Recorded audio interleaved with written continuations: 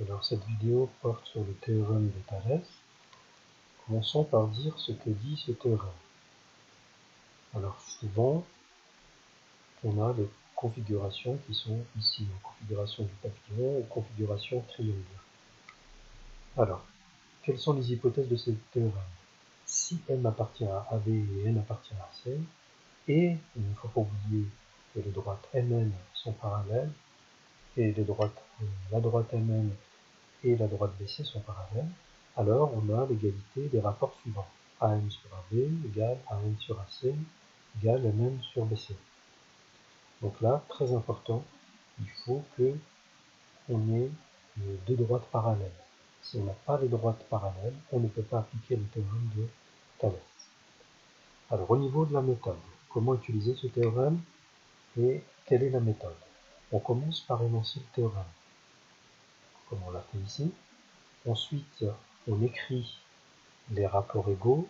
Une fois qu'on a écrit les rapports égaux, on remplace les longueurs qui sont ici par leurs valeurs numériques. Souvent, elles sont données dans l'énoncé. Ensuite, on raye les rapports inutiles. Souvent, sur ces trois rapports, il y en a un qui est inutile, donc on le raye et on travaille avec les deux autres rapports. Et pour répondre à la question, parce que souvent la question c'est calculer une longueur, on va effectuer un produit en croix.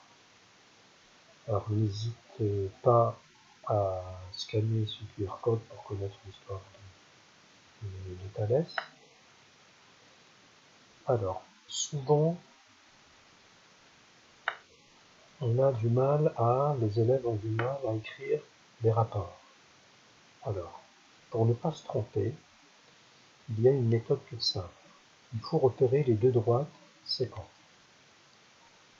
Voilà. Ces deux droites se coupent en un point B. Et on va écrire nos rapports à partir de ce point B. Alors on commence par choisir par exemple la droite AE et on va écrire la longueur BA divisée par la longueur BE. Donc souvent on prend la petite longueur sur la grande longueur. Ensuite, c'est égal à BD sur BC, puis on termine par les droites parallèles, la petite longueur AB sur CE. Voilà, ici écrit les trois rapports.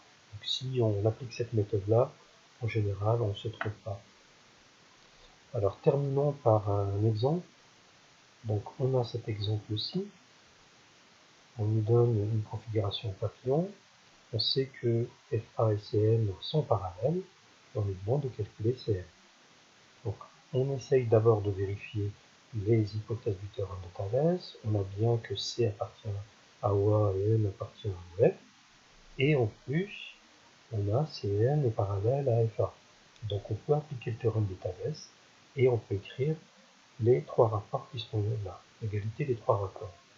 Et bien sûr, on ne se trompe pas, on regarde les deux droites séquentes, donc on va écrire notre rapport à partir du point O. Donc on a OC sur OA égale ON sur OF égale à CN sur FA. Ensuite, on remplace une longueur connue. Donc le premier rapport, on ne connaît pas les longueurs. Le deuxième rapport, on a 4 et 6. Ici, CN, on ne la connaît pas justement. C'est ce qu'on nous demande de calculer. Et FA, c'est 7. Alors le premier rapport est inutile, donc on peut le barrer. Il nous reste l'égalité entre ces deux rapports-là.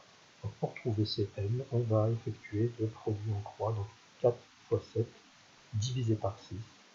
4 fois 7, 7 fois 4 divisé par 6, ce qui donne pour CN environ 4,7. Voilà.